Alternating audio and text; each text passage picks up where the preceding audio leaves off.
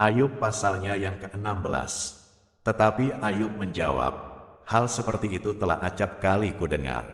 Penghibur sialan kamu semua. Belum habiskah omong kosong itu? Apa yang merangsang engkau untuk menyanggah? Aku pun dapat berbicara seperti kamu. Sekiranya kamu pada tempatku, aku akan menggubah kata-kata indah terhadap kamu dan menggeleng-gelengkan kepala atas kamu. Aku akan menguatkan hatimu dengan mulut dan tidak menahan bibirku mengatakan belas kasihan. Tetapi bila aku berbicara, penderitaanku tidak menjadi ringan, dan bila aku berdiam diri, apakah yang hilang daripadaku? Tetapi sekarang, ia telah membuat aku lelah dan mencerai-beraikan segenap rumah tanggaku. Sudah menangkap aku, inilah yang menjadi saksi, kekurusanku telah bangkit menuduh aku. Murkanya menerkam dan memusuhi aku, ia menggertakkan giginya terhadap aku. Lawanku memandang aku dengan mata yang berapi-api. Mereka menganakan mulutnya melawan aku, menamparkan pipiku dengan cercaan, dan bersama-sama mengerumuni aku. Allah menyerahkan aku kepada orang lalim, dan menjatuhkan aku ke dalam tangan orang fasik. Aku hidup dengan tenteram, tetapi ia menggelisahkan aku. Aku ditangkapnya pada tengkukku, lalu dibantingnya, dan aku ditegakkannya menjadi sasarannya. Aku dihujani anak panah, ginjalku ditembusnya dengan tak kenal belas kasihan, empeduku ditumpahkannya ke tanah. Ia merobek-robek aku, menyerang aku laksana seorang pejuang. Kain kabung telah kujahit pada kulitku, dan tandukku kumasukkan ke dalam debu. Mukaku merah karena menangis, dan bulu mataku ditudungi kelam pekat. Sungguh pun tidak ada kelaliman pada tanganku, dan doaku bersih. Hai bumi, janganlah menutupi darahku, dan janganlah kiranya teriakku mendapat tempat perhentian. Ketahuilah, sekarang pun juga, saksiku ada di sorga, yang memberi kesaksian bagiku ada di tempat yang tinggi.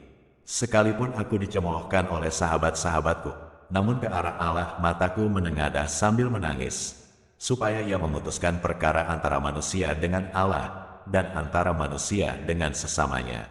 Karena sedikit jumlah tahun yang akan datang, dan aku akan menempuh jalan, dari mana aku tak akan kembali lagi. Ayub pasalnya yang ke-17. Semangatku patah, umurku telah habis, dan bagiku tersedia kuburan. Sesungguhnya, aku menjadi ejekan, mataku terpaksa menyaksikan tantangan mereka. Biarlah engkau menjadi jaminanku bagimu sendiri. Siapa lagi yang dapat membuat persetujuan bagiku? Karena hati mereka telah kau katupkan bagi pengertian. Itulah sebabnya engkau mencegah mereka untuk menang. Barang siapa mengadukan sahabatnya untuk mencari keuntungan, mata anak-anaknya akan menjadi rabun. Aku telah dijadikan sindiran di antara bangsa-bangsa, dan aku menjadi orang yang diludahi mukanya. Mataku menjadi kabur karena pedih hati. Segala anggota tubuhku seperti bayang-bayang. Orang-orang yang jujur tercengang karena hal itu, dan orang yang tidak bersalah naik pitam terhadap orang fasik. Meskipun begitu orang yang benar tetap pada jalannya, dan orang yang bersih tangannya bertambah-tambah kuat. Tetapi kamu sekalian, silakan datang kembali. Seorang yang mempunyai hikmat takkan kudapati di antara kamu.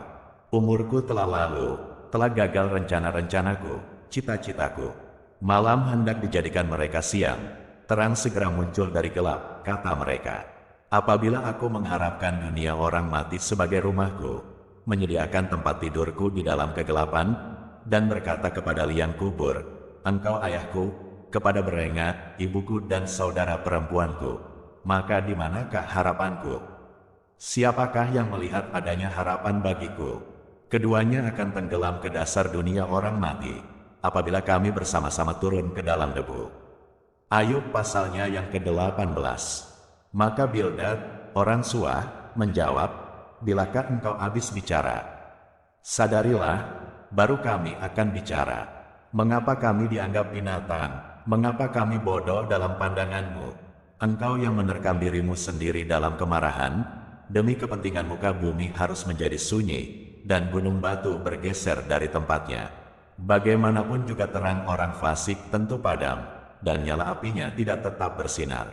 Terang di dalam kemahnya menjadi gelap, dan pelita di atasnya padam. Langkahnya yang kuat terhambat, dan pertimbangannya sendiri menjatuhkan dia. Karena kakinya sendiri menyangkutkan dia dalam jaring, dan di atas tutup pelubang ia berjalan. Tumitnya tertangkap oleh jebak, dan ia tertahan oleh jerat.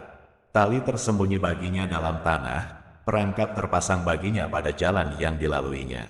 Kedahsyatan mengejutkan dia di mana-mana, dan mengejarnya di mana juga ia melangkah. Bencana mengidamkan dia, kebinasaan bersiap-siap menantikan dia jatuh. Kulit tubuhnya dimakan penyakit, bahkan anggota tubuhnya dimakan oleh penyakit parah. Ia diseret dari kemahnya, tempat ia merasa aman, dan dibawa kepada Raja Kedahsyatan. Dalam kemahnya tinggal apa yang tidak ada sangkut pautnya dengan dia. Di atas tempat kediamannya ditaburkan belerang. Di bawah keringlah akar-akarnya, dan di atas selayulah rantingnya. Ingatan kepadanya lenyap dari bumi, namanya tidak lagi disebut di lorong-lorong. Ia diusir dari tempat terang ke dalam kegelapan, dan ia dienyahkan dari dunia. Ia tidak akan mempunyai anak atau cucu cicit di antara bangsanya, dan tak seorang pun yang tinggal hidup di tempat kediamannya. Atas hari ajalnya orang-orang di barat akan tercengang, dan orang-orang di timur akan dihinggapi ketakutan. Sungguh, demikianlah tempat kediaman orang yang curang, begitulah tempat tinggal orang yang tidak mengenal Allah.